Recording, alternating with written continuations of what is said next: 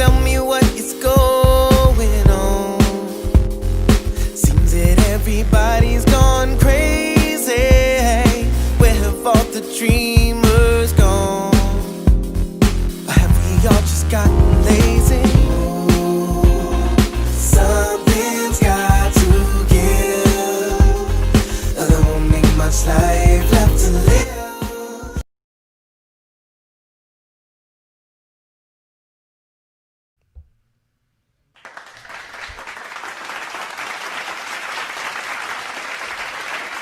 Welcome to the Progressive Action TV show.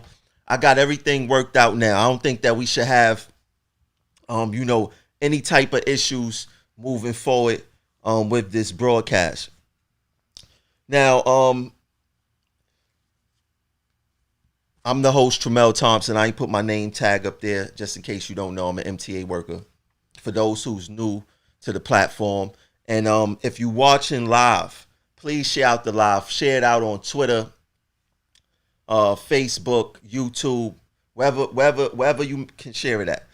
Now, I think that I'm gonna start doing these lives, maybe like 30 minutes, and breaking them up because I know it's pretty hard to watch me for an hour, right? But for this live right here, I want to talk about how the MTA treat employees that's on workers' comp. Now, for a lot of the stuff that I personally fight for, it don't really, those things at that time don't affect me. So I done fought for people that was on comp. I fight for a lot of discipline. I fight for departments that I don't work in because I love what I do. I'm passionate about what I do, and I do want to create a change here. And one of the things that I always wondered was, how is it like to be on workers' comp working for the MTA? I mean, I get all types of complaints about the MTA. The main complaint that I get is that the MTA withhold people money from them getting paid. And the logic in it is that if the MTA could get you back to work, they won't have to pay these workers' comp benefits. So what happens is that the average worker, and let's be real, a lot of us live check to check or month by month or whatever the case may be, and we can't survive 2 months without a check, 3 months without a check. And the MTA know this. So what they do is that they withhold your pay from getting paid from workers' comp, and it's used as a tactic to get you back to work. And you may come back to work and you may still be injured, but you may tell the doctor, you know what, I feel better, and I just need to get back to work so you could pay your bills and take care of your family. I totally understand this tactic, but it's a wrong tactic to play with people, period. I understand it's cruel. It shouldn't happen, but it happens, and this is the game that they play. So for people who not familiar with my story, is that I got sick from COVID at work. And this was back in March. I had went out on comp. I'm still out on comp right now because I'm still experiencing symptoms, and there's no way possible I could come to work and wear a mask all day and breathe, and things of that nature. So me personally, I haven't been paid since April. We talking about almost 5 months. And the first couple of months, to be honest with you, I wasn't really paying attention to my pay. And around like month 2, I called my lawyer and say, hey, when I'm gonna start getting paid? And they was like, well, your job should be paying you. And I'm like, they not. So upon further research, my lawyer tried to get in contact with the MTA. I end up getting in contact with the MTA. Now, let's make something clear. When it comes to COVID, right? The MTA and COVID or workers' comp period, when it comes to workers' comp, The MTA been playing this game with workers before COVID. This is the game that they play. They starve you out financially. Hopefully, if you feel yourself drowning and you live in check to check and you can't pay your bills, you're going to come back to work. And the MTA knows this, right? So this is not a COVID situation. This is not because of the pandemic. It's no excuse. This is the game that they play. So I end up emailing and her name is Michelle Rand Marine or something like that. I mean, I never spoke to her on the phone. It was basically through emails. And I had emailed her and I asked her, why I'm not getting paid. And this is the response that she gave me. Let me get to my phone real quick. She told me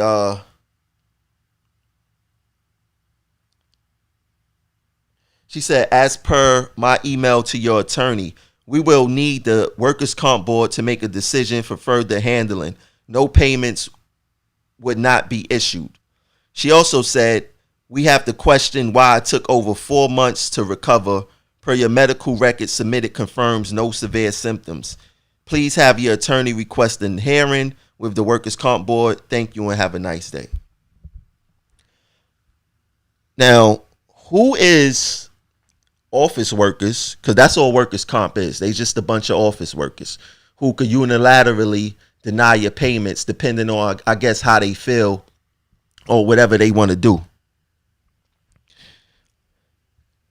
This Miss Ram Nareen, who is she to question? We have to question why it took over 4 months to recover. We are talking about COVID. We are talking about a new disease that no one knows about. We are talking about multiple news stories from doctors saying that a lot of people is having a hard time recovering from this disease. Who is this workers' comp lady to say that we have to question why it took over 4 months to recover? Now, let's be clear here. All of my doctor's notes that my doctors submit to the workers' comp board all have me out at 100%. We talking about the main doctor that I'm going to. We talking about the therapist doctor that I'm going to exercise to help my lungs get better. We talking about a psychologist. We talking about 3 separate doctors are saying that Mr. Thompson is 100% disabled to come back to work. Yet you have the workers' comp board saying we have to question why it took over 4 months. Now, to be honest with you, with this email right here, when she sent me this email, I was only out of work for 3 months. So she had her facts wrong on top of that. So if you say over 4 months and it wasn't 4 months yet, then that means that you're not doing your due diligence to make sure that I'm being treated properly, to make sure that I could continue to take care of my family and myself. But this is the game that they play on workers' comp. Now, this is what I want to do before I finish my story.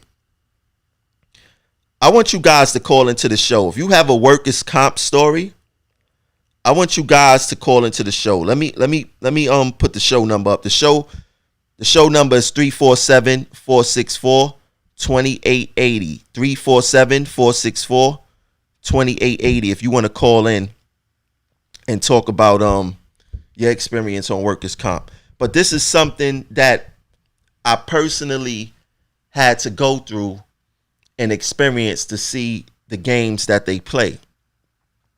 Now, if the MTA, now she wrote this maybe like a month ago. If she wanted to question, or the MTA wanted to question my workers' comp status and if I'm healthy or not, Why didn't they send me to an independent medical examiner? Why didn't they send me to one of their doctors? If they felt that there's a discrepancy with the doctors that I have, why didn't they send me to their own doctors? They didn't send me to they just now, right now, they got me scheduled. Not even scheduled. They got it requesting that I go see an IME. By the time I go see an IME, it's going to be like 6-7 months. Or if they decide to pay me, it's going to be like 6-7 months before they decide to pay me, because what they want to do is get me back to work hurt, not 100%, just so they won't have to pay workers' comp benefits. This is how evil this company is. This is how they operate with their employees. So now I got the stress of getting better, and I got the stress of now of how can I pay my bills. All of this leads to stress and everything associated with stress. High blood pressure, can't sleep at night, and all this other stuff. Because now when you're in a situation like this with the MTA put you in, you have to choose between living and getting better, taking care of your family and being at work 100%. Now, my ideology is that I was at work 100%. The job got me sick because they wasn't doing a contact tracing thing efficiently when I got sick. But now they want me to come back not 100% just so they won't have to pay me workers' comp. And just to put things in perspective, in a little bit more perspective, the Workers' Comp Board gave a preliminary decision on my case and told them that they had to pay me back for all the times they didn't pay me for the past few months, 4 months, whatever the case is.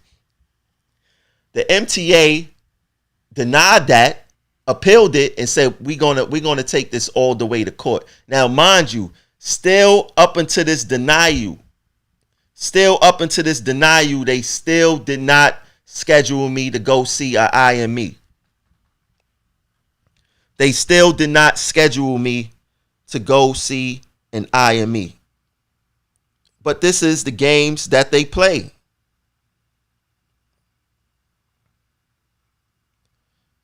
This is the games that they play. And what I like to tell the MTA is that they got the right person. They got the right person to pull this stunt on. Because I didn't complain, because I wanted to experience it. I want to see them drop the ball. I mean, for me to email this lady and she say, we got a question why you out for 4 months. All right, you could question it. Why didn't you send me to the IME yet? Why are you trying to starve me back to work injured? Now I could have called, I could have sent emails. I could have did a full press release with the media. I could have did all of that, but I wanted to experience what was going on. And now I got a court date next week sometime. And now I got to see what happens there. But this is the game that they play with injured workers. The MTA do not care about you. This whole workers' comp process is BS. I mean, I had plenty of workers come to me and express this same thing that I'm talking about. But being that I experienced it now, and I love to talk from experience, they can't tell me nothing. Like, who are you to question why I'm still sick because of COVID without sending me to one of your doctors? There's no way possible why someone will have to wait 5-6 months for a decision to get paid or not. Because by the time they figure out my situation, I'm going to be at like 6-7 months. But this is the game that they play. If anyone wants to call into the show to talk about their experience, I'm not gonna be on long today. But if you want to talk about your experience with comp and what they did to you, let me get the number. Hold on one second. The number is 347-464-2880. If you want to call in and speak about your experience with comp.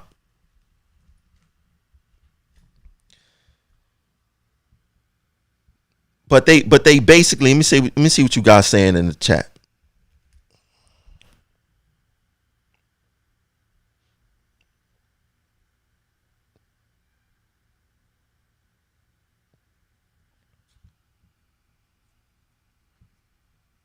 But yeah, I mean, this company is crazy. They don't only do this with this disease. They do this with every injury. If you slip and fall down the stairs, if you hurt your shoulder, whatever your injury is, they make you fight injured for your money. They make you fight injured for your money. But what are we to do? What are we to do? You know how many workers come back to work before they supposed to come back to work because they have to continue to feed their family? You know how many of them just suck it up and say, you know what? I deal with the pain, or I deal with this, I deal with that because I got to continue to make money. This is a game that the MTA play with their injured employees.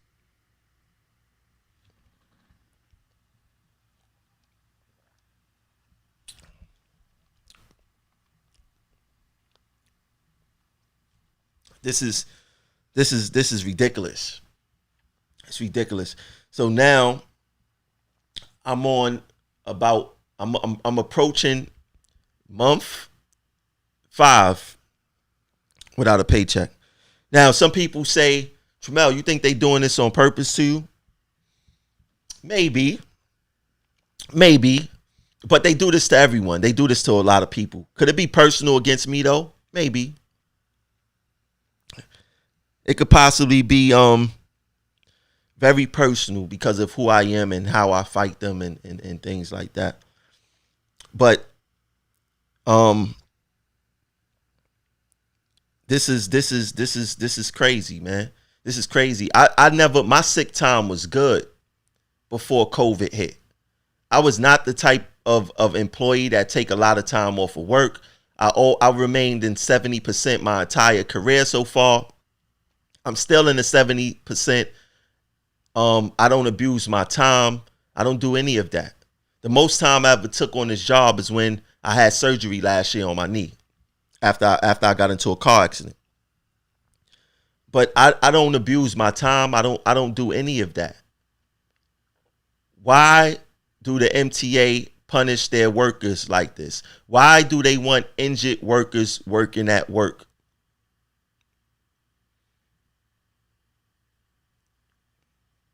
There's if some things could change with this company, the way they talk to us, because I just got another alarming video regarding the situation on how a manager was talking down to an employee. I'm not gonna really get into it, but if this thing don't get worked out with that, I will release the video to you guys. I will let you guys hear, what's going on. Management is dead wrong. I actually sent them the video and they responded back. I don't know what's gonna happen, but something has to happen. But this company, the MTA, do not have no respect for their workers. And what they try to do is that they would try to say, oh, like they acting like these situations are isolated incidences. They think if I go to them with this complaint, they're gonna be like, oh, it was a misunderstanding or it was an isolated incident. The same thing they do when we catch their supervisors in the wrong, when we catch their managers in the wrong. Oh, it was just this one individual. It was an isolated incident or whatever the case is. And even with, going back to comp, they will deny you your differential, the part that they supposed to pay. They won't pay you that.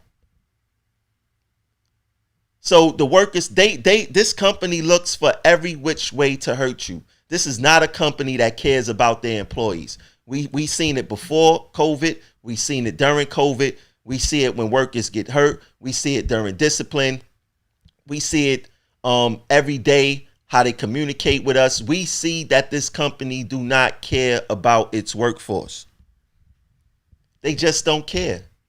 And I don't know, well, it's done on purpose, but it's also done out of ignorance, because a lot of the people who make the decisions for us never worked here before. So yeah, you could look inside a book and read about our jobs in a book, but the nuances that go into our jobs, that just like they say, if we was to operate per school car, this system wouldn't run. We make this system run because sometimes you got to cut corners. But they don't understand that. They only understand what they read in the book. They only understand what was being told to them, because no manager or supervisor is going to go to them and say, hey, you know that what we're doing is that we playing a sick game with the employees. We're not paying them their money. We're going to hold out as long as possible, because if we hold out as long as possible, soon they're going to start suffering and they're going to come back to work, and we're not going to have to pay them workers' comp, because all his workers' comp and his workers' injuries, all of that is reported. And if you have too many workers' comp injuries, it makes your business look unsafe. It make it look like you're running an unsafe operation.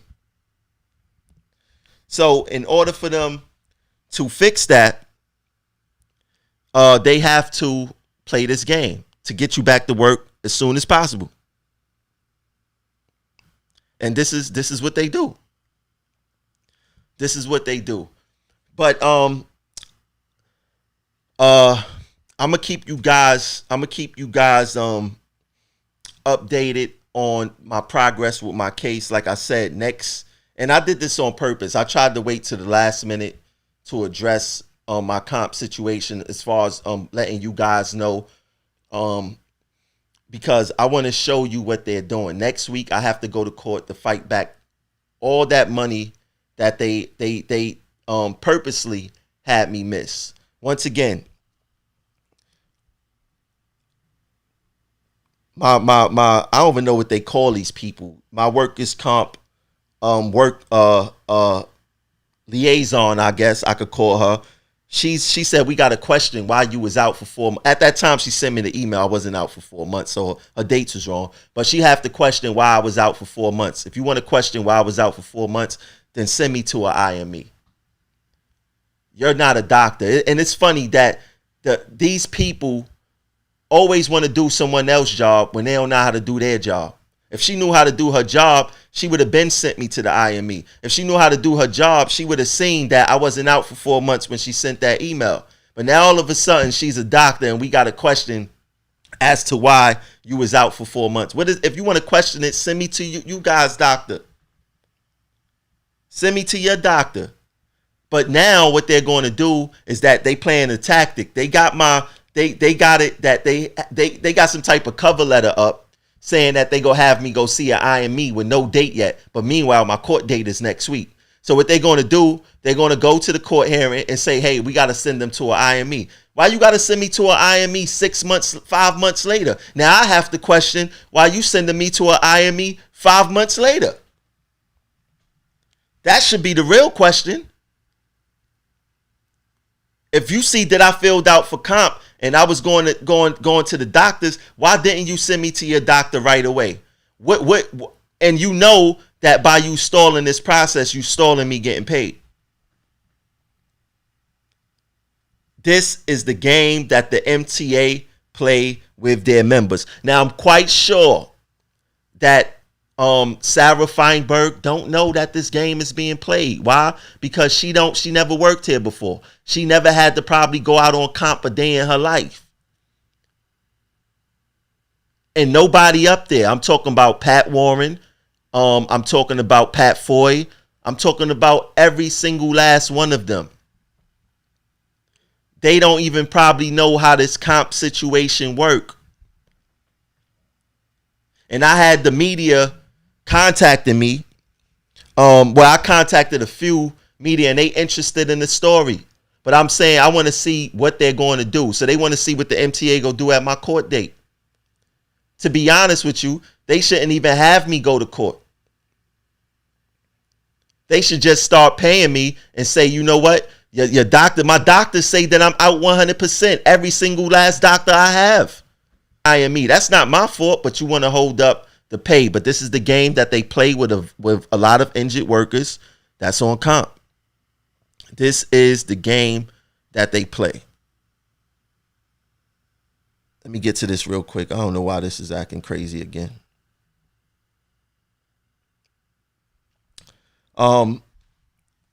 So I want you guys to pay attention to